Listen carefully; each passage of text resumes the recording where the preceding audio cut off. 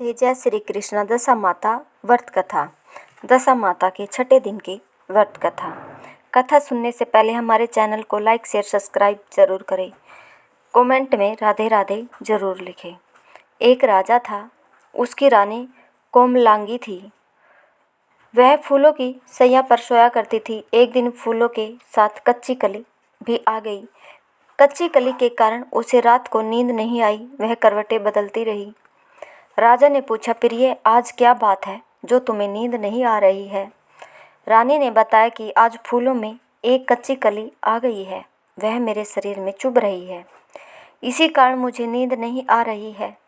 राजा ने शयन कक्ष में एक दीपक जल रहा था, जिसे ज्योति स्वरूप कहते थे।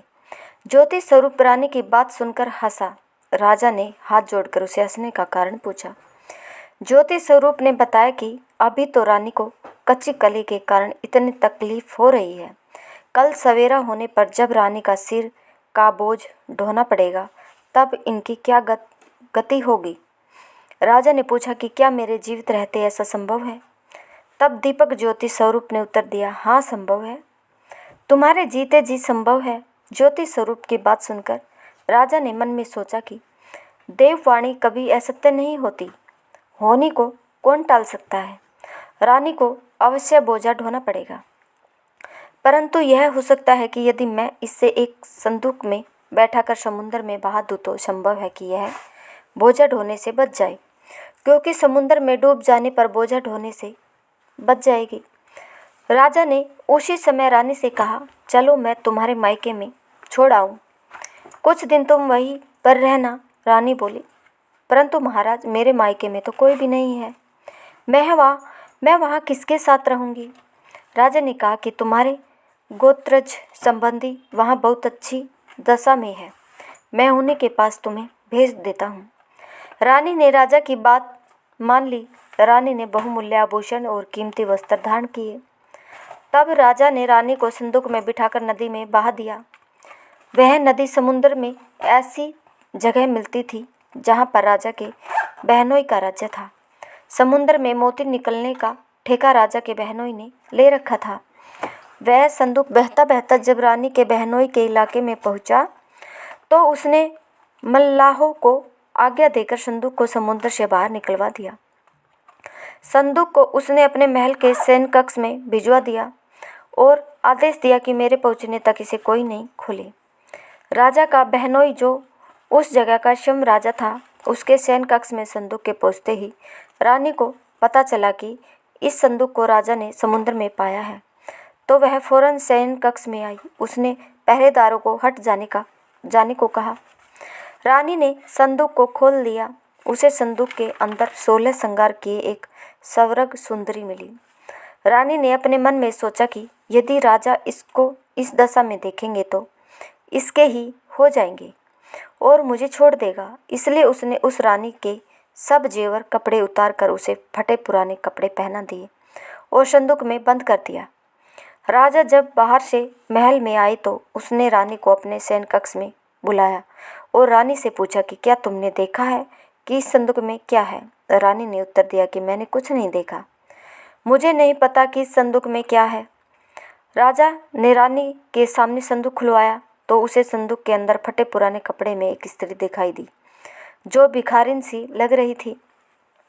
रानी ने कहा, यह कोई भिखारिन लग रही है, इसको कारखाने में भिजवा दिया जाए, वहाँ लकड़ी ढोकर अपना जीवन निर्वाह करती रहेगी। राजा ने रानी के कहे अनुसार उसे कारखाने में भिजवा दिया।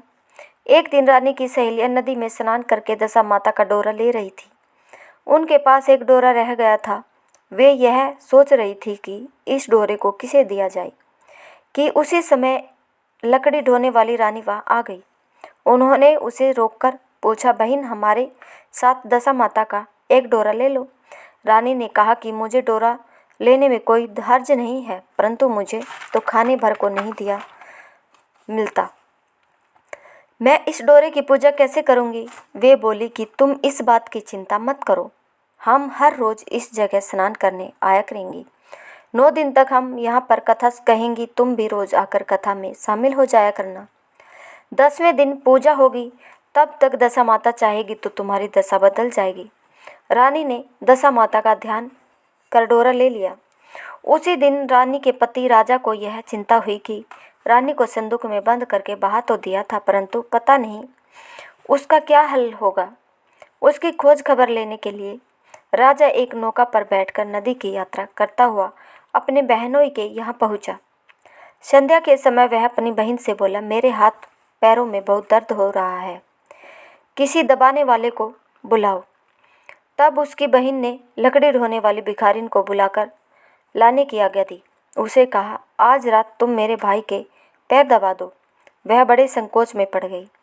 अपने मन में सोचने, आज तक मैंने किसी पुरुष को छुआ तक नहीं। रानी अपने भाई के पैर दबाने के लिए उस पर जोर डाल रही थी, इसलिए लाचार होकर उसने हाँ कर दी।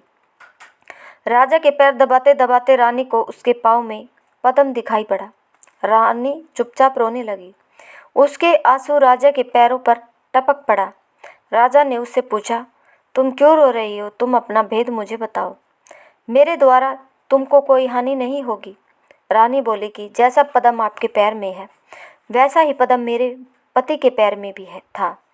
पहले के दिनों की याद आ जाने पर मुझे रोना आ गया। राजा ने उसे पहचान लिया। राजा बोला, मैं समझ गया, अब तुम्हें पैर दबाने की ज़रूरत नहीं है। तुम्हारे भाग्य में जो लिखा था वह तुम्हें भोगना ही पड़ा। मैंने उसे टालने के लिए जो उपाय किया था उसका नतीजा उल्टा ही निकला। तुम्हें मेरे जीते जी लकड़ियाँ ढोनी पड़ी। सवेरा हुआ, परंतु अतिथि राजा सोकर नहीं उठा और न पैर दबाने वाली दासी ही कमरे से बाहर निकली। राजा की बहन को चिंता होने लगी। थोड़ी देर के बाद दासी कमरे से बाहर निकली और कारखाने में काम करने चली गई। रानी ने कमरे में जाकर अपने भाई को जगाया। उसका भाई बोला, मेरी तबीयत ठीक नहीं है, मेरा सिर दर्द कर रहा है, मैं अभी आराम करना चाहता हूँ, मेरा मन भी बहुत व्याकुल हो रहा है। रानी ने पूछा कि आखिर बात क्या है, कुछ तो बताओ। राजा ने कहा, बड़ी शर्म की बात है, मैंने तुम्हारी भाभी को जानबूझकर संदूक में बैठाकर तुम्हारे पास इसलिए भेजा था कि इसे यहाँ आराम से रखा जाएगा, परंतु उसे तो यहाँ लकड़ियाँ ढोनी पड़ रही है। उसके तुमने सारे गहने कपड़े उतार कर उसे रास्ते की भिखारिन बना दिया। उसकी बहन बोली, मैंने उसे नहीं पहचाना। उसने दासियों को भेजकर उसे चुपचाप अपने पास बुलाया। उसके आने पर बहन ने अपनी भाभी से माफ़ी मांगी और उसके पैर पकड़ लिए। कुछ दिनों तक राजा अपने बहनोई बहन के रहकर रानी को साथ लेकर राजधानी लौट आया। रानी ने अपने महल में पहुंचकर सुहागिनों को न्योता भेजा। बड़े धूमधाम से दशा माता के डोरे की पूजा की और नगर में ढिंढोरा पिटवाया गया कि आज से अमीर गरीब सब दशा माता का डोरा लिया करें और श्रद्धापूर्वक पूजा किया करें। जिसके पास पूजन पारण के लिए धन की कमी हो तो वह महल में से ले जाया करे। अगर आपको यह कथा पसंद आई हो तो हमारे चैनल को लाइक शेयर सब्सक्राइब ज़रूर करें। धन्यवाद।